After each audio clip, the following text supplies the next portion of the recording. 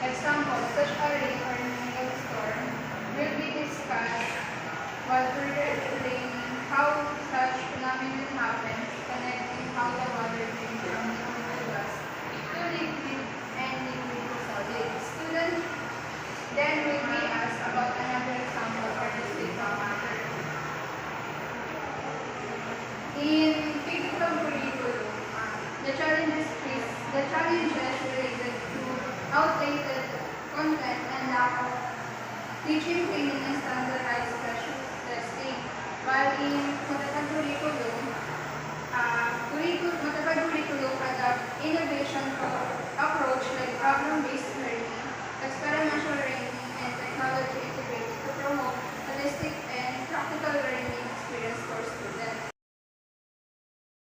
Second quarter, the topics of the old curriculum is IR, parts and functions, microscopy, levels of biological organization, animal and plant, food like protists and bacteria, hereditary inheritance and variation, asexual reproduction, sexual reproduction, components of ecosystem, ecological relationship, symbiotic relationship, non-symbiotic relationship, transfer of energy through trophic method. For the Matatag curriculum naman, science equipment na compound microscope, plants and animal cells, cellular reproduction, levels of biological organization, trophic levels, and the transfer of energy. So, sa Matatag curriculum, mas focus sila sa microscope, mas focus sila sa connectedness ng bawat topic. Unlike sa old curriculum na ay mas less na yung connectedness nila sa topic. Tapos, ang nag-aim ng Matatag curriculum is yung outcomes ng students, while sa old curriculum naman, in-aim nila yung memorization and understanding ng For our intended activities naman, we have two activities that we have provided for second quarter. We have compound microscope and pond water exploration.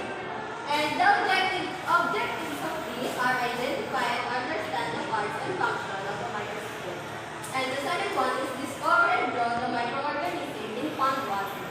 We come out sa ganitong klase ng activities because we want our students to learn and familiarize the parts and function of microscope, and we want them to know that the microbes and microorganisms are essential to study.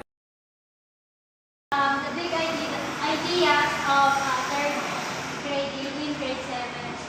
Here in K-12 is, first of all, is motion in dimension, and the other topic is the descriptors of motion, distance or displacement, speed or velocity, acceleration, and motion detectors. Here in waves is types of waves, characteristics of waves, amplitude, wavelength, wave velocity.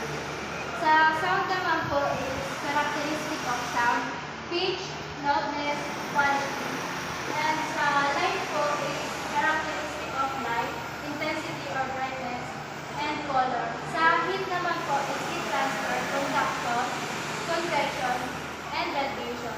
Sa Matatag curriculum naman po is balance and unbalanced forces, motion, displacement, and velocity, distance, time, graphs. 4 is identifying and controlling variables. And 5 is heat transfer. So, mapapansin niyo po sa Matatag curriculum is parang mas sumiksik lang po siya. Tulad naman sinasabi ng lahat is siksik liglig kung tawagin. Dahil sa Matatag curriculum po kasi is mas pinagsama-sama na po nila. Is one topic po lahat ng topic po sa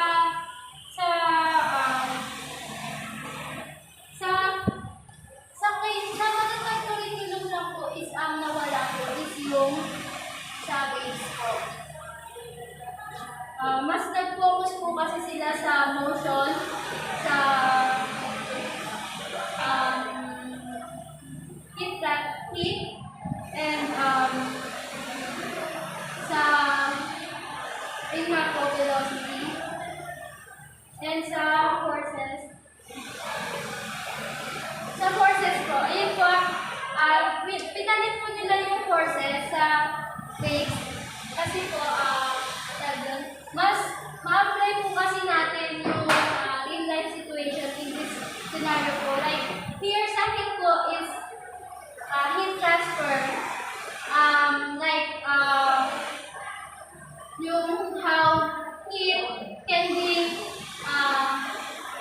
made as electricity by solar panel.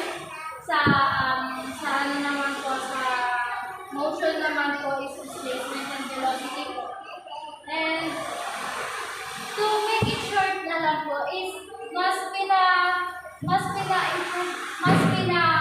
gawa po nilang ma-apply sa real life situation yung matatag curriculum ngayon. For summing intended activity. Number 1 is biking uphill and downhill. When biking uphill, gravity creates an unbalanced force, slowing you down. Going downhill, gravity speeds you up. On flat ground, balance forces keep your speed steady.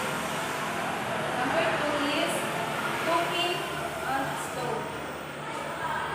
When you place a metal pan on a stove, heat moves directly from the burner to the pan through contact, a process called conduction. As a pan warms up, it transfers heat to the food cooking. So, which is the harder part? Our topic is the sun's influence on Earth.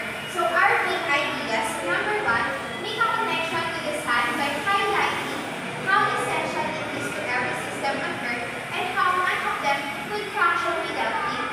Connect the importance of the atmosphere in shielding Earth from solar radiation, insulating the planet, and preventing heat loss into space. So, sa feeling natin ito, the sun's influence on Earth natin sa bagong curriculum kasi maa-apply talaga siya sa real life world scenario natin. Tulad na nga lang ng mga global issues na katulad ng climate change and others. So, this is number 1, dapat makakat ng mga estudyante natin kung paano nila isisave yung Mother Earth of the future and how sun important on Earth, shielding ba? Yung shielding ng Earth from the sun. Then, number 2, educating students that it takes travel minutes for light from the sun to reach Earth will allow students to complete their exploration without getting too technical about the speed of light. Ask them to identify which Earth system the light enter first, then set a challenge for them to follow the light through the remaining system. So, number 2, the learner will need to explore how light come to our Earth. Like, kung ano ba yung unang papasok sa Earth, kaya kung saan ba papasok siya sa bathysphere ba, geosphere ba, gano'n. So, dito, malalaman nila for 8 minutes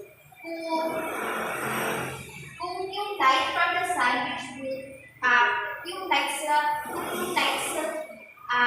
sun, light from the sun to reach the Earth. Then, yung contrary, i-discuss ni Mr. Cox. Okay, yung topic natin sa OCG is the Philippine environment, interactions in the atmosphere, seasons in the Philippines, and eclipses. These are all the topics within the grade 7 fourth quarter in OCG. Okay, so in the big idea of these topics is how is the global warming affecting the Philippine environment, atmosphere, at saka seasons in the